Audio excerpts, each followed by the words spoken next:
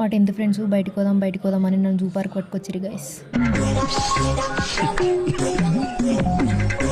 మళ్ళీ మా జూ పార్క్కి ఒక 10 రోజుల ప్లానింగ్. నాకైతే ఆకలిందని చిప్స్ కొనుక్కున్నా. ఇక వచ్చినాం. ఇక్కడ మళ్ళీ మామిడికాయలు కనిపించినా నేను కూడా కొనుక్కోరు. ఫస్ట్ తిండి మెయిన్ ఇంపార్టెంట్ మా వాళ్ళందరికీ ఎంతైనా.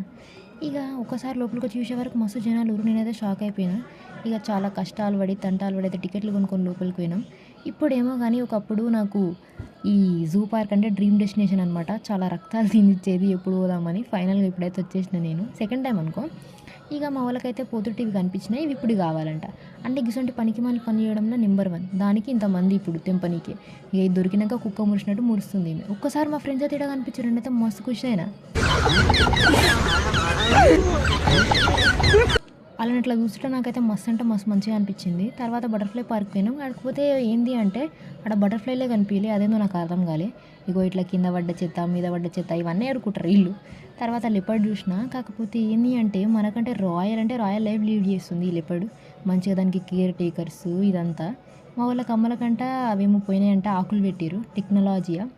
ఇక ఈ గుంటనక్కను చూసినాక మన పక్కనున్న గుంటనక్కల కంటే అదే బెస్ట్ అనిపించింది నాకైతే. మొత్తం అందరు ఫ్యామిలీ చిన్న పిల్లల్ని వేసుకొని ఇట్లా మంచిగా అవుటింగ్కి వచ్చిర్రు. నేనైతే ఎప్పుడు పోలే ఇట్లా. పిల్లలైతే చాలా ఇంట్రెస్టింగ్గా మంచిగా తిరిగిర్రు. మంచిగా అనిపించింది.